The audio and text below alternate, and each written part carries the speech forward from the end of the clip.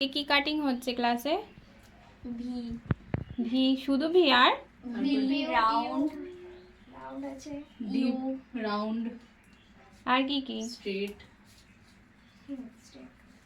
আচ্ছা, যদি কারোর পুরো হেয়ারটা পুরো কার্লি হয়, তার হেয়ার কাটিংটা কিভাবে করা যাবে?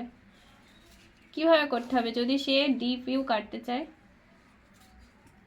কার্লি হেয়ার বেশি মানে স্প্রিং এর মতো হয়, তো বেশি একবারে কেটে দিলে উঠে যাবে, মানে শেপটা বোঝা যাবে না, তো অল্প অল্প করে গাইডলাইন নিয়ে কাটতে হবে।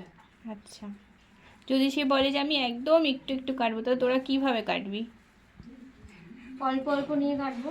অল্প নিয়ে অল্প কাটলে তো আর সেই শেডটা আসবে না, তাহলে পরে কি করতে হবে? আর একটু বেশি কাটতে হবে। আর একটু বেশি কাটতে হবে, যাতে শেপটা পরে দেবো। হ্যাঁ, স্ট্রেট চুল আর কার্লি চুলের মধ্যে ডিফারেন্স আছে, সেহেতু কার্লি চুলকে অল্প ধরে ধরে কাটতে হবে, আর স্ট্রেট চুলে একবারে শেপ দেওয়া যাবে। আচ্ছা, হেয়ার ছাড়া কাটিং পেপারে কেন হচ্ছে? প্র্যাকটিস করছি বলে। আর যদি কারোর হেয়ারে করতে যায় তাহলে কি হবে? তাড়িয়ে দেবে। ভুল হবে না, তখন তো সেটা হ্যাঁ, ঠিক ভুল করা হবে। যাবে না, না? তার জন্য পেপারের ওপরে প্র্যাকটিস হচ্ছে। হ্যাঁ।